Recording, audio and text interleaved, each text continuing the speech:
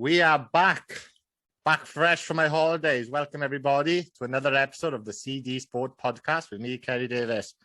Joining us today is a very exciting guest, UFC middleweight, 3-0 in the UFC, undefeated, Phil Megatron Hawes. How are you, Phil? Hey, brother. I'm always good. How you doing? Very good. Appreciate you coming on, mate. I was a bit worried you're going to ghost me again. No. I'm sorry, brother. Yeah, no, I'm here. I can't let you down. No, that's it.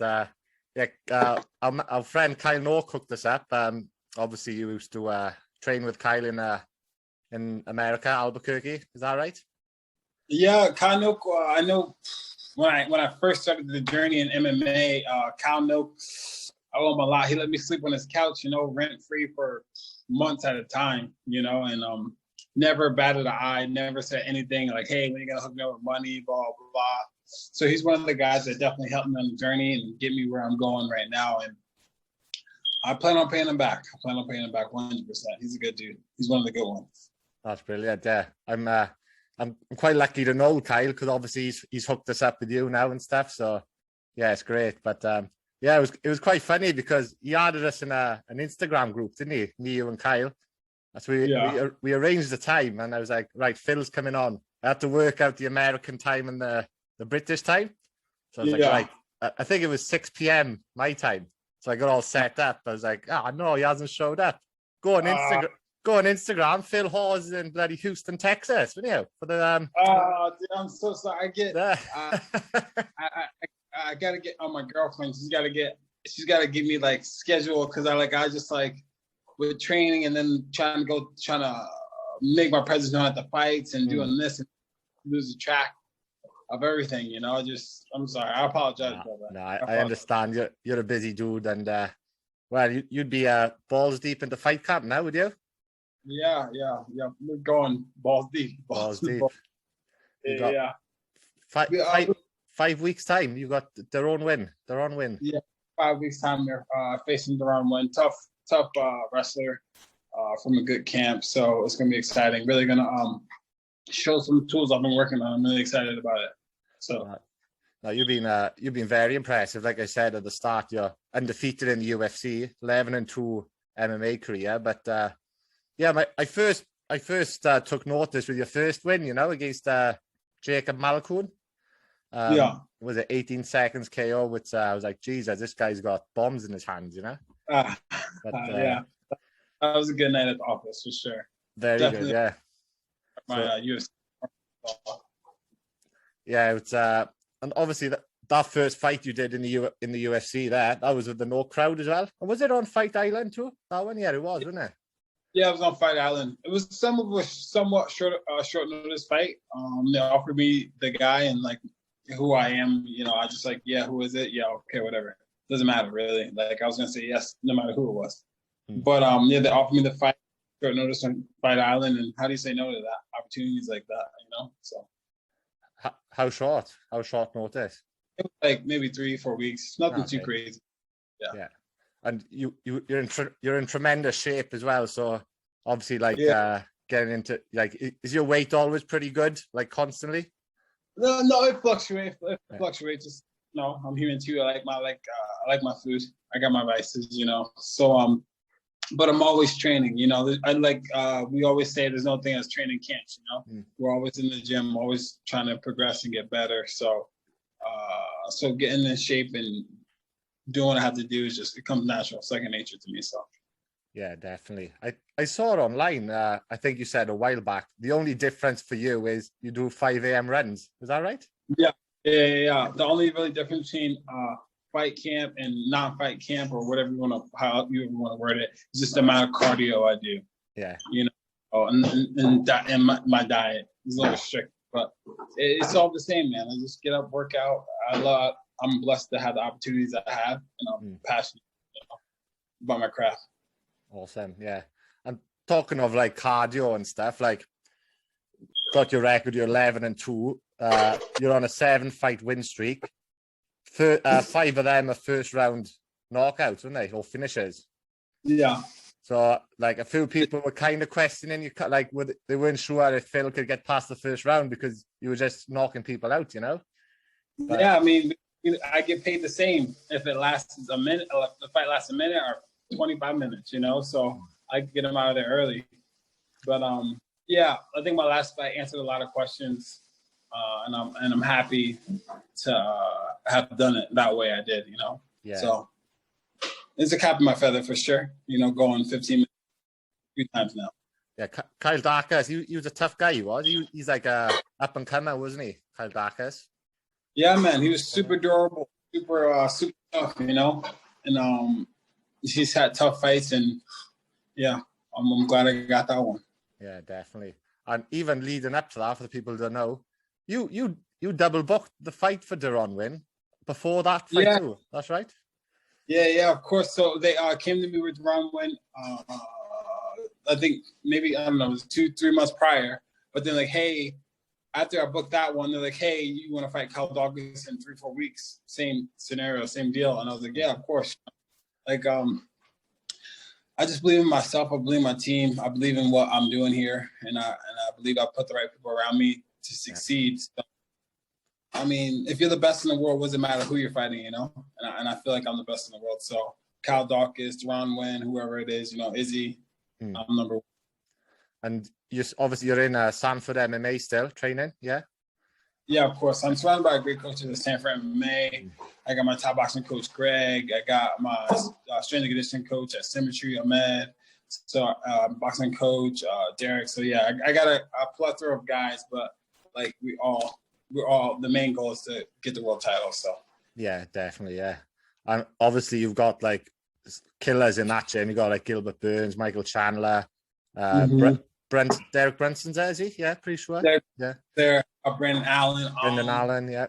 One Ong's from one championships. We got Gregory. He just got in the UFC at 85. We got Ian Heinisch, and that's just like the bigger guys. And the littler guys, we got a whole plethora of little guys too. So yeah, it's a great team. It's a good atmosphere. Everyone's got something to offer to the team. So a couple of middleweights in there too. I heard. Yeah, just one or two. One or two. What's the rule? What's the rule there? Would you fight like, you know, Ian Heinisch or something like that, or nah? No. I think the rules, like, unless it's a title fight or something, like, unless it's a title fight or something worthwhile, we don't even cross that bridge. You know what I mean? Yeah. Just so there's just an unwritten rule. You know what I mean? Yeah. Unless at all, we don't really cross that bridge. No, that's fair. Like, because was that Kamaru Usman that he was there, wasn't he? Yeah, he was Usman and then Burns fought, but Usman at the time was splitting time in between Colorado and Sanford MMA. So I think we made it like an easier transition as opposed to them both training at Sanford MMA solely. So he just went. He moved on from there. Yeah. He just part. Yeah. So we'll just. I want to rewind the clock back a bit, Phil, as well, because because you've had 2 cracks of the Contender Series, haven't you? Yeah. Yeah. So you went in and fought Julian Marquez. How would you say it? Yeah. Marquez. Yeah. Marquez. Came up short in that one, and then you moved to Thailand for 2 years. Is that right? Yeah, I moved. Not 2 years. 2 years would be nice. A couple months. I went there for a couple months. Right. Yeah. So after the Marquez fight, like I feel like a lot of fighters who suffer losses or suffer defeats or whatever you want to call them, they just want to jump back in just to right a wrong, you know, as opposed to sitting down, analyzing what happened, what's going on with my psyche. What, you know, I had a good friend, Dorian Price. He lived in Thailand. And he came down, he was offering me the invitation to go to Thailand. I was like, I think striking right now, just being comfortable in the ring is one of my biggest faults. So I was like, all right, yeah, you know, I got $1 in a dream. I moved to Thailand and I got some Thai boxing experience, you know, and I got to live like how the Thais do and took away some of that and that enamor like a lot of people have, like foreigners have, because I've never been to Thailand and only see Thai boxing fights. Like I live like a Thai, like, man, I got to this place. It wasn't a nice gym. It's called Kaizen's Sook. It's not there anymore, but it wasn't like a foreigner, nice place. Like the bed was like paper thin, yeah, awful. There was like spider webs and like it was gross. Like so, the first day I walked in, I was like, I called my girlfriend. I was like, dude, I might have to leave. Like, and I'm not a puss. I'm not a puss. You know what I mean? But I was like, dude, this place is not good. But stuck it out, prayed on it, stuck it out, talked to my girlfriend. She wanted me to come back, of course, but I stuck it out, and I'm glad I did. I'm glad I did. I'm glad I got the experience. I'm glad I got to see how the Thais live and how they work, and just the mindset of how they warm up for the fights, and how in the back they hardly even warm up. They get a little shakeout and they just go after it, Yeah. So I'm glad I got to experience that. So without that loss, I probably wouldn't have done that. Yeah. It was meant to be that loss. Like that was just a bump in the road, wasn't it? And you needed it to get to where you are today, type thing. But exactly. Do you remember how many Muay Thai fights do you have over there? Then do you remember? So I only got to have one, but and that was scheduled. So what they do is like you can fight as frequent as your body can maintain. So I fought once, and then I was gonna take a week break and fight again. But the deal I had was a little sticky with the looking in retrospect, I should have just went with it, but like I came from America, I paid $2,000 for however long I was gonna stay, and then I got paid after my fight. They pay you in baht, so I think I got like 1,000 baht, which equals to like $32 American. Yeah. And then, which is it's money's whatever, who cares? But then like he took like a bunch of the money and gave me like I don't know, ends up being like $5 American, and then they were like, okay, after your next fight, after I signed up for my next fight, I was like, hey, after your next fight, okay, you pay again. I'm like, oh, come on, man. Like, I mean, if you're gonna stiff me, you know what I mean? At least buy me some dinner or something, don't just stiff me out like that. So I ended up moving to Phuket top team. And I just trained, I just trained at Phuket for the rest of the remainder of my time there. So that was really cool experience too, meeting those guys and going to Chiang Mai. That was cool. Yeah, Thailand's brilliant. I've been a few times to Thailand, and I really like it. Been to a few Muay Thai fights, and just watch the whole, like go to a local event and they do the dance in the ring and stuff tonight, and wear the headband. I don't know what it's called, but and even like the 6-year-old kids are going for it, throwing elbows and killers. I think that's like the number one sport over there too, like in America, what would it be like NBA, NFL, Yeah, NFL, things like that, yeah. But in Thailand, it's just Muay Thai. But so after Thailand, what's that? In Thailand. Where did I go? Yeah. I've been a bit everywhere. I've traveled most of Thailand and did Chiang Mai. I've worked my way down to Phuket, and I've done the islands. Did you go to the islands there and stuff? I did. I went to just Phuket, Chiang Mai, and Pattaya. Oh, Pattaya, yeah. Did you go to Pattaya or no? No, I haven't been to Pattaya, but I've heard it's quite seedy, isn't it? A lot of old men with young women. That's how it was, and that's what what I mean. I was like, yeah, a lot of older men there and stuff. But it's quite funny. It's on that PP Island or Fifi, whatever you want to call it. Have you heard of that? PP. Tell me about it. We go. It's just a party island, and everyone's just drinking the cocktails, the bucket, and they have pretty much a Thai ring there, and they just pick up whoever wants to fight. You go in, and the crowd just goes mad, and the winner just gets a free bucket of alcohol. What? That's pretty crazy. Yeah, it's pretty crazy. You got the head guard on and the shin guards on and stuff. Yeah. That's really cool though. Yeah, it's like Phil. I went with a few of the boys, and we were like, "Oh, shall we? Shan't we?" And I was like, "Nah."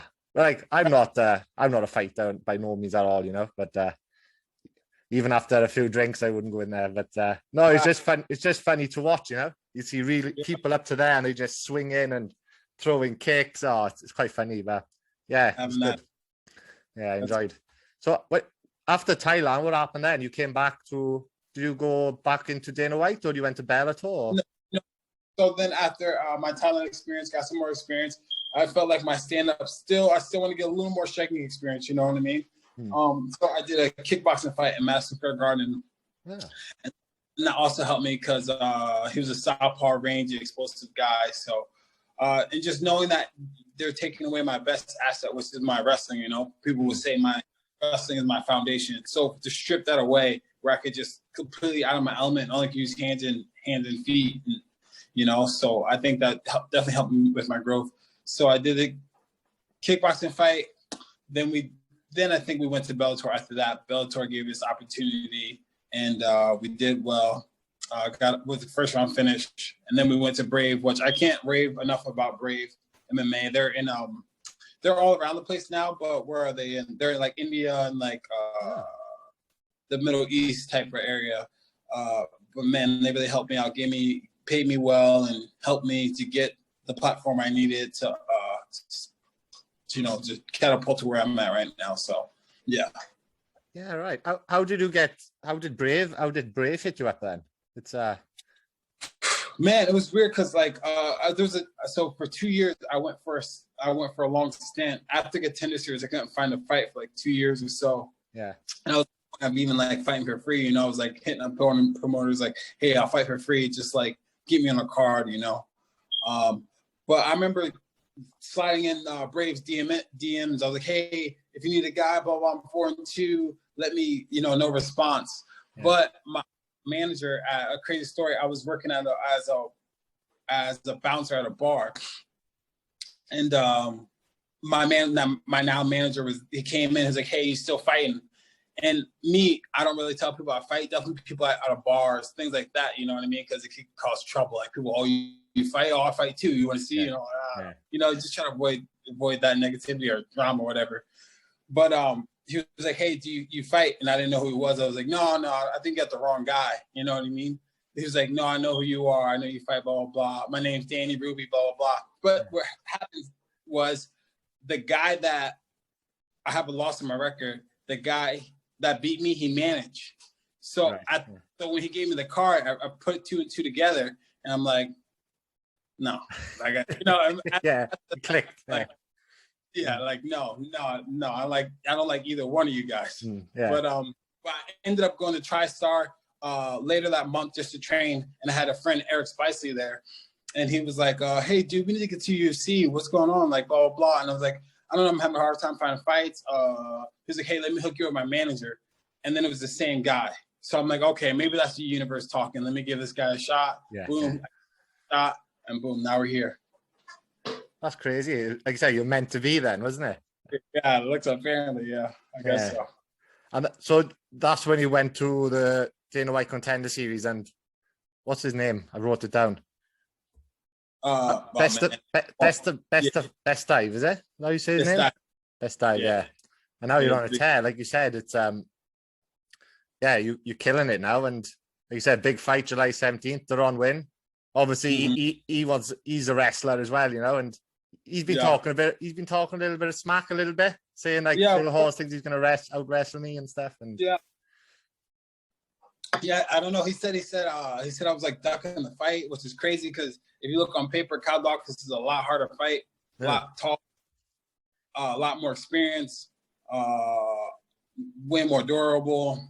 Like, I don't know if it's just crazy. It's the things people tell themselves to hype themselves up. How tall are you, Phil? How tall are you? 6 foot.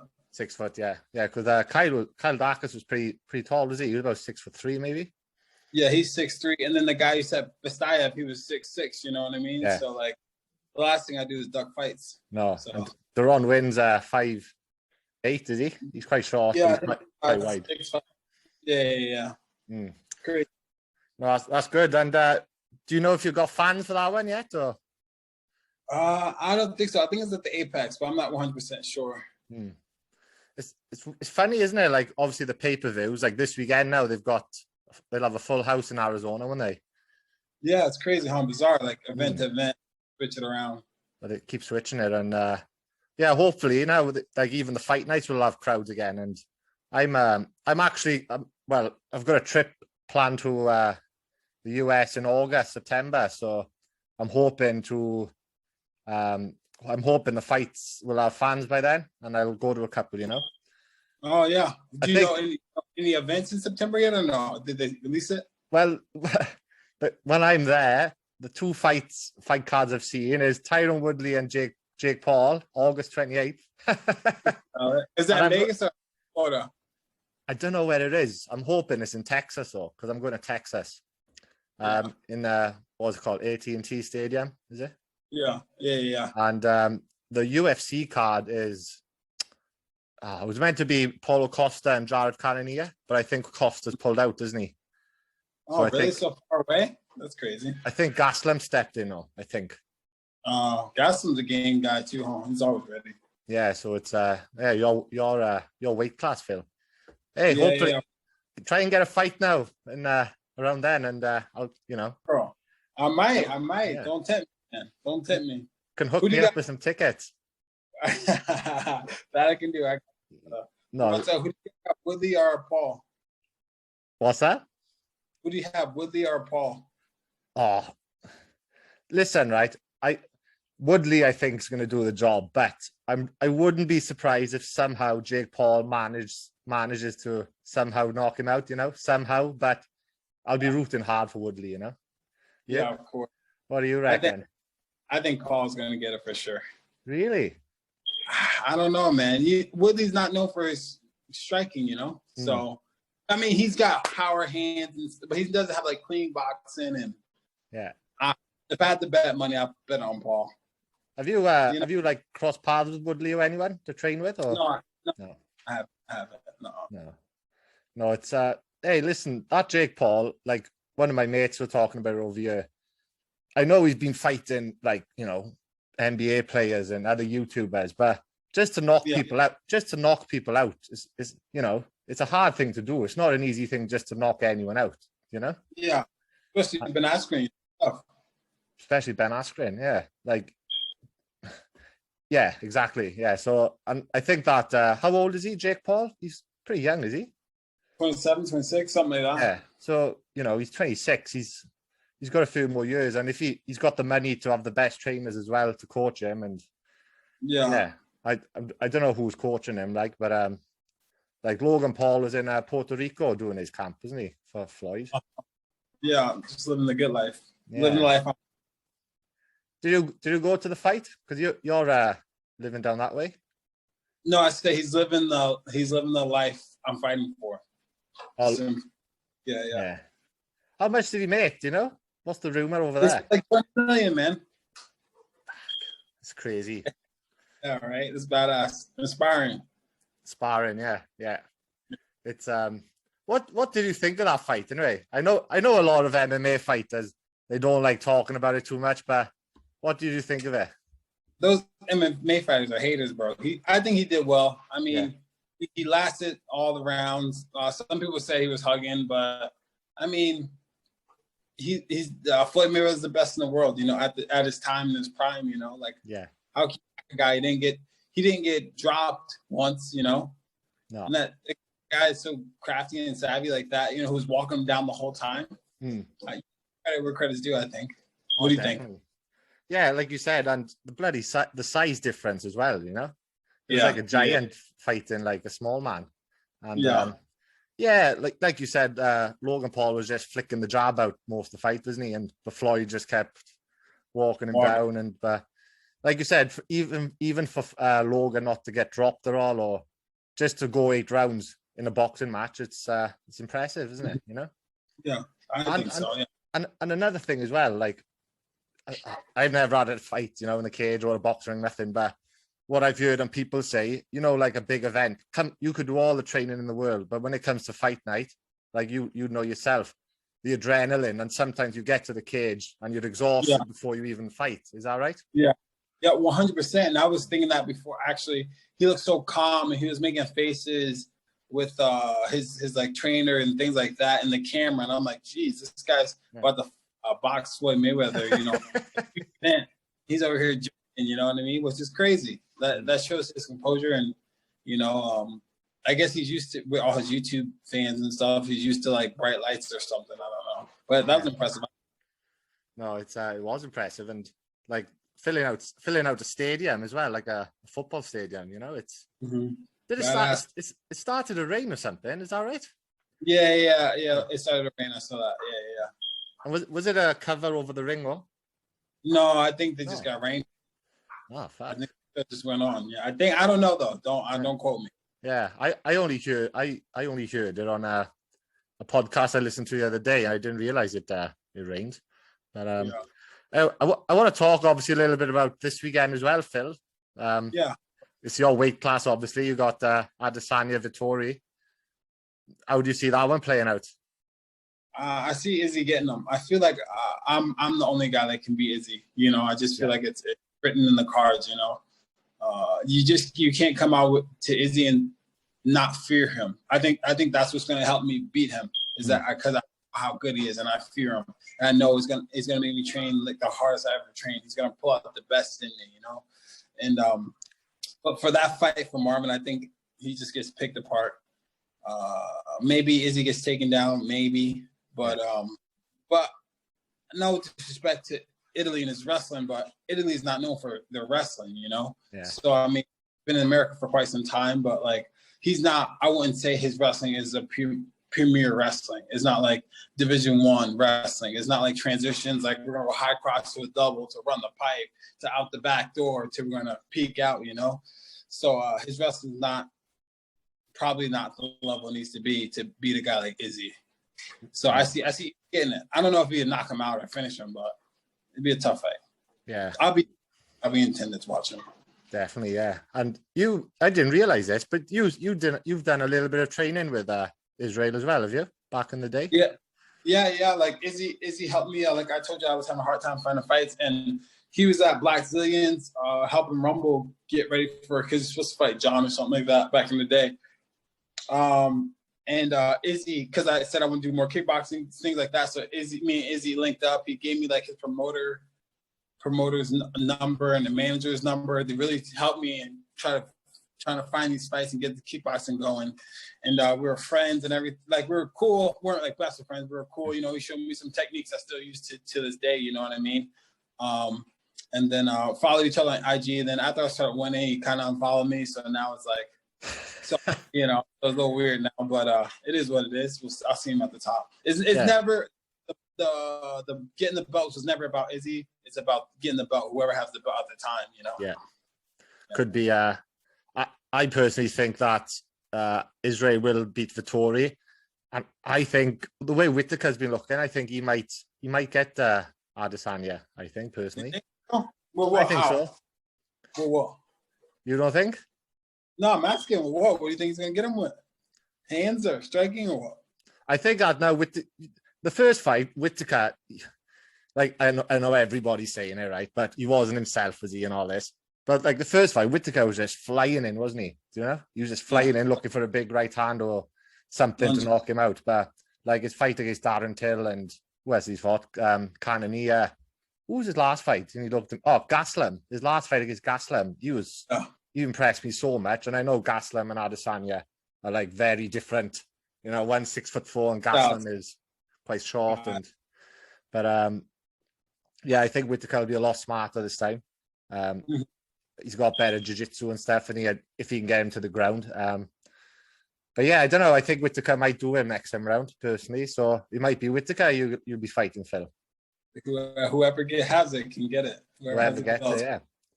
So, obviously, when you fight Deron Win's not ranked. But if when you fight Deron Wing, beat Deron Win, you want a top 15, top 10 guy then, surely. Yeah, I think we should stop playing games, Stop wasting guys' brain cells. Let's give me top 10, top 5. I need to get to the belt as fast as possible. So, I want top 10 at least, And that's a good thing about you too, is like you're very active, You say keep touch wood, staying injury free, keeping fit all the time, always in shape. And if whoever rings you, is it Sean Shelby normally rings you? It's like, Phil, we got to fight. Exactly. Yeah. We got to fight next week. Let's do it. Am I right? Yeah, let's do it. Let's do it. Yeah, But I love competing, and I love the opportunities I'm given. You know, it's a crazy time right now, and like, to be able to do what I love, you know, it's definitely a blessing. Obviously, I want to talk quickly as well about Fight Island, the Apex and stuff. Since you've been in the UFC, you haven't fought in front of Full House yet, have you? I haven't. No, I haven't got the pleasure of fighting in front of fans yet. How do you find fighting with an empty arena? Is it no different, or is it different? To me, I try not to try not to pay too much attention to the uncontrollables, which is the crowd. You know what I mean? So, no, to me, I don't think it'll make a difference. Personally, I fought at Madison Square Garden in Bellator, you know, which is a huge arena. I fought at Madison Square Garden twice. I fought in Slovenia. I fought at Thailand. In Thailand, where I fought was Max Muay Thai, which is huge for that area, or whatever, you know, on Sunday, the biggest show. So yeah, like fighting in front of crowds is new to me. It's not new to me, you know. I wrestled in front of crowds, you know, at Division I level. So it is what it is. I just pay attention. Yeah, I just pay attention to my opponent and what I'm bringing to the table. Yeah, awesome. Yeah, because you do hear some fighters, they say, don't they? Some say they prefer no crowd. Some actually openly say I prefer the crowd. You know, but I was just interested to see what your take was on it as well. That's another quick one I wanted to ask you. I know there's no beef, but you you giving the Black Beast a bit of banter, were you, on Instagram? Yeah, a little bit. I dyed my hair blonde, and I didn't know the protocol or whatever. I guess it got over bleached or something, and it started falling out. But it was fight week. It was fight week, and I didn't want to have to wear. I'm fighting this dude. I don't have to worry about my hair, you know, like it's gonna be what it's gonna be. I'm here to fight. I don't care, you know, kind of like gladiator spirit. And then I saw Derek Lewis was like tweeting like disrespectful to his hair, blah blah blah, this and that. So I was just trolling him a little bit. I met him before prior. He's a cool dude. We talked at the fight. Yeah, he's a cool dude. I was just trolling, messing with him a little bit. Yeah. I didn't see all what Derek wrote. I just saw your Instagram stories. Like, if I see Derek Lewis, I'm going to slap him. And I was like, what's going on here? And yeah, I saw you were at the you were at the event with him, man, and yeah, you were. He's a good dude. He's funny. Yeah, big dude. Like, looking at you, like, if you're 6 foot, and I know you're a muscular guy, and you look pretty small next to him. He's a big dude, isn't he? You know. Yeah, he's a big guy. Not going to try smacking him out. Yeah, I remember I went on. Do you call it what do you call it in America? A stag do, like a bachelor party. That's what you call it in America. Yeah, bachelor. And we went to Croatia, and we were just drinking. And I was like, I looked to my right, it's like, bloody hell, that's a big dude over there. Ended up being Alistair Overeem. He was there. Yeah, so I was like drunk up to there, and me and my mate went up to him. I was like, hey, Alistair, what's going on? And any chance of a photo? And he's just, no, he was a great dude. And he put his arms around me on my shoulder. I was like, Jesus, like, I wouldn't want to fight this guy. You know what I mean? Yeah, he's a good dude. Great spirit, high energy. He's a good guy too. Yeah. He's one of the good ones. You would have been there when you were with Kyle, would he, in Albuquerque?